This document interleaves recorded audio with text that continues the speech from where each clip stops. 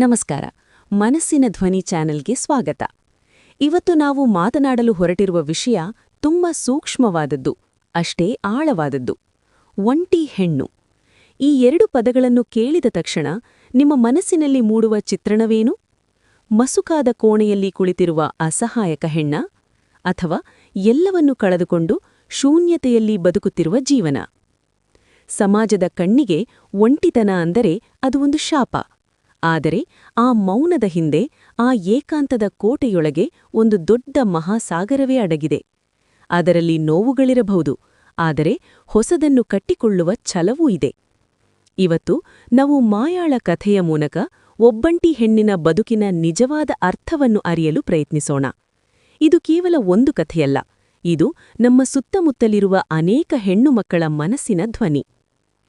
ಒಂಟಿತನದಲ್ಲಿ ಎರಡು ವಿಧಗಳಿವೆ. ಒಂದು, ಪರಿಸ್ಥಿತಿಗಳು ನಮ್ಮ ಮೇಲೆ ಹೇರುವ ಒಂಟಿತನ. ಪ್ರೀತಿಪಾತ್ರರ ಅಗಲಿಕೆ, ವಿಚ್ಛೇದನ ಅಥವಾ ಉದ್ಯೋಗಕ್ಕಾಗಿ ಬೇರೆ ಊರಿಗೆ ಬಂದಾಗ ಕಾಡುವ ಅನಿವಾರ್ಯ ಒಂಟಿತನ. ಇದು ಮೊದಲಿಗೆ ತುಂಬಾ ನೋವು ನೀಡುತ್ತದೆ. ಮಾಯಾ ಕೂಡ ಈ ಹಂತವನ್ನು ದಾಟಿ ಬಂದವಳು. ಅವಳ ಕನಸುಗಳು ಭಗ್ನಗೊಂಡಾಗ, ಜಗತ್ತೇ ಅವಳನ್ನು ಕೈಬಿಟ್ಟಂತೆ ಅನಿಸಿದಾಗ ಅವಳು ಅನುಭವಿಸಿದ ನರಕ ಅಷ್ಟಿಷ್ಟಲ್ಲ. ಆದರೆ ಆ ನೋವಿನಿಂದಲೇ ಒಂದು ಹೊಸ ಶಕ್ತಿ ಹುಟ್ಟಿತು. ಮಾಯಾ ಅರ್ಥ ಮಾಡಿಕೊಂಡಳು, ಯಾರೋ ಬಂದು ನನ್ನನ್ನು ಉದ್ಧಾರ ಮಾಡುತ್ತಾರೆ ಎಂದು ಕಾಯುವುದು ಮೂರ್ಖತನ. ಅವಳು ತನ್ನ ಒಂಟಿತನವನ್ನು, ಅಂದರೆ ಲೋನ್ಲಿನೆಸ್ ಅನ್ನು ಏಕಾಂತವಾಗಿ ಬದಲಿಸಿಕೊಂಡಳು. ಏಕಾಂತ ಅಂದರೆ ತನ್ನನ್ನು ತಾನು ಪ್ರೀತಿಸುವುದು, ತನ್ನ ಸ್ವಂತ ಕಂಪನಿಯನ್ನು ಆನಂದಿಸುವುದು. ಈಗ ಅವಳಿಗೆ ಬೇರೆಯವರ ಒಪ್ಪಿಗೆ ಬೇಕಿಲ್ಲ. ಅವಳು ತನ್ನದೇ ಆದ ಜಗತ್ತನ್ನು ಕಟ್ಟಿಕೊಂಡಿದ್ದಾಳೆ. ಆದರೆ ಈ ಸಮಾಜ ಇದೆಯಲ್ಲ, ಅದು ಒಬ್ಬಂಟಿ ಹೆಣ್ಣನ್ನು ಸುಲಭವಾಗಿ ಬದುಕಲು ಬಿಡುವುದಿಲ್ಲ. ನೆರೆಹೊರೆಯವರ ಪ್ರಶ್ನೆಗಳು, ಸಂಬಂಧಿಕರ ಅನುಕಂಪದ ನೋಟ, ಅಯ್ಯೋ ಪಾಪ ಯಾರೂ ಇಲ್ಲವಾ ಎಂಬ ಮಾತುಗಳು, ಇವೆಲ್ಲವೂ ಅವಳನ್ನು ಮಾನಸಿಕವಾಗಿ ಕುಗ್ಗಿಸಲು ಪ್ರಯತ್ನಿಸುತ್ತವೆ. ಅವಳು ತಡವಾಗಿ ಮನೆಗೆ ಬಂದರೆ 100 ಮಾತುಗಳು, ಅವಳು ನಕ್ಕರೆ 1 ಮಾತು, ಅತ್ತರೆ ಇನ್ನೊಂದು ಮಾತು. ಅವಳ ಚಾರಿತ್ರವನ್ನು ಅಳೆಯಲು ಸಮಾಜ ಸದಾ ಸಿದ್ಧವಾಗಿರುತ್ತದೆ. ಒಬ್ಬಂಟಿ ಹೆಣ್ಣಿಗೆ ಸುರಕ್ಷತೆ ಎನ್ನುವುದು ಒಂದು ದೊಡ್ಡ ಪ್ರಶ್ನೆಯಾಗಿರುತ್ತದೆ. ಅವಳು ಪ್ರತಿ ಹೆಜ್ಜೆಯನ್ನು ಎಚ್ಚರಿಕೆಯಿಂದ ಇಡಬೇಕಾಗುತ್ತದೆ. ಈ ನಿರಂತರ ನಿರ್ಣಯಗಳು, ಅಂದರೆ ಜಡ್ಜ್ಮೆಂಟ್ಸ್ ಮತ್ತು ಅಭದ್ರತೆಯ ಭಾವನೆ ಅವಳನ್ನು ಒಳಗಿನಿಂದಲೇ ದಹಿಸುತ್ತಿರುತ್ತದೆ. ಆದರೆ ಮಾಯಾ, ಅವಳು ಇವೆಲ್ಲವನ್ನೂ ಮೆಟ್ಟಿ ನಿಲ್ಲಲು ಕಲಿತಿದ್ದಾಳೆ.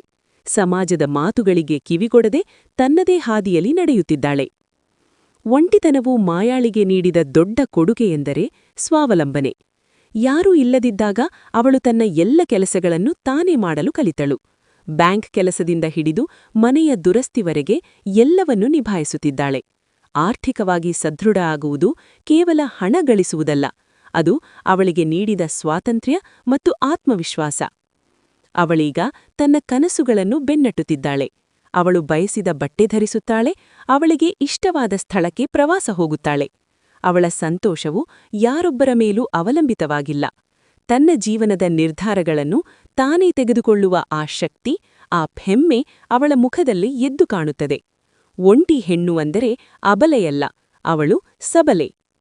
ಇದೆಲ್ಲದರ ನಡುವೆಯೂ ಭಾವನಾತ್ಮಕ ಸವಾಲುಗಳು ಇದ್ದೇ ಇರುತ್ತವೆ. ಹಬ್ಬದ ದಿನಗಳಲ್ಲಿ ಅಥವಾ ಅನಾರೋಗ್ಯ ಕಾಡಿದಾಗ ಯಾರಾದ್ರೂ ಜೊತೆಗಿದ್ರೆ ಚೆನ್ನಾಗಿತ್ತು ಅನ್ನಿಸುವುದು ಸಹಜ. ಆ ಶೂನ್ಯತೆ, ಆ ನೋವು ಒಮ್ಮೊಮ್ಮೆ ಆಳವಾಗಿ ಕಾಡುತ್ತದೆ. ಆದರೆ ಮಾಯಾ ಆ ಕ್ಷಣಗಳನ್ನು ಎದುರಿಸುವ ಹಾದಿಯನ್ನು ಕಂಡುಕೊಂಡಿದ್ದಾಳೆ. ಅವಳು ತನ್ನ ನೋವನ್ನು ಕಲೆಯಾಗಿ, ಬರಹವಾಗಿ ಬದಲಿಸಿದ್ದಾಳೆ. ತನ್ನ ಸುತ್ತಮುತ್ತಲಿನ ಪರಿಸರವನ್ನು ಪ್ರೀತಿಸಲು ಕಲಿತಿದ್ದಾಳೆ. ಅವಳು ತನ್ನ ಏಕಾಂತದಲ್ಲಿ ತನ್ನ ಆತ್ಮಸಾಕ್ಷಿಯೊಂದಿಗೆ ಮಾತನಾಡುತ್ತಾಳೆ. ಈ ಭಾವನಾತ್ಮಕ ಸ್ಥಿರತೆ, ಅಂದರೆ ಎಮೋಷನಲ್ ಸ್ಟೆಬಿಲಿಟಿ, ಅವಳನ್ನು ಇನ್ನಷ್ಟು ಸದೃಢಳನ್ನಾಗಿ ಮಾಡಿದೆ. ಅವಳು ತನ್ನ ನೋವನ್ನು ನಗುವಿನ ಹಿಂದೆ ಬಚ್ಚಿಡುವುದಿಲ್ಲ, ಬದಲಾಗಿ ಅದನ್ನು ಒಪ್ಪಿಕೊಂಡು ಅದರೊಂದಿಗೆ ಬದುಕುವುದನ್ನು ಕಲಿತಿದ್ದಾಳೆ. ಒಂಟಿ ಹೆಣ್ಣು, ಇದು ದೌರ್ಬಲ್ಯದ ಸಂಕೇತವಲ್ಲ, ಇದು ಸಾಹಸದ, ಛಲದ ಮತ್ತು ಆತ್ಮಪ್ರೇಮದ ಕಥೆ. ಮಾಯಾಳ ಕಥೆ ನಮಗೆ ಕಲಿಸುವುದೇನೆಂದರೆ, ನಮ್ಮ ಸಂತೋಷಕ್ಕೆ ನಾವೇ ಜವಾಬ್ದಾರರು. ಸಮಾಜದ ಕಣ್ಣುಗಳನ್ನು ಮೀರಿ ನಮ್ಮದೇ ಆದ ಸಾಮ್ರಾಜ್ಯವನ್ನು ಕಟ್ಟಿಕೊಳ್ಳುವ ಶಕ್ತಿ ಪ್ರತಿಯೊಬ್ಬ ಹೆಣ್ಣುಮಗಳಲ್ಲೂ ಇದೆ. ನೀವು ಒಂಟಿಯಾಗಿದ್ದರೆ ಅದನ್ನು ದೌರ್ಬಲ್ಯ ಎಂದು ಭಾವಿಸಬೇಡಿ. ಅದು ನಿಮ್ಮನ್ನು ನೀವು ಕಂಡುಕೊಳ್ಳುವ, ನಿಮ್ಮ ಸಾಮರ್ಥ್ಯವನ್ನು ಗುರುತಿಸುವ ಒಂದು ಸುವರ್ಣ ಅವಕಾಶ. ಒಂಟಿತನವನ್ನು ಶಕ್ತಿಯನ್ನಾಗಿ ಮಾಡಿಕೊಳ್ಳಿ, ಏಕಾಂತವನ್ನು ಸಂಭ್ರಮಿಸಿ, ಆಗ ಇಡೀ ಜಗತ್ತೇ ನಿಮ್ಮದಾಗುತ್ತದೆ.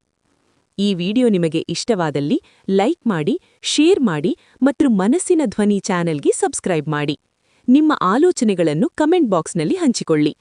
ಮತ್ತೊಂದು ಸ್ಫೂರ್ತಿದಾಯಕ ವಿಷಯದೊಂದಿಗೆ ಮತ್ತೆ ಭೇಟಿಯಾಗೋಣ. ವಂದನೆಗಳು.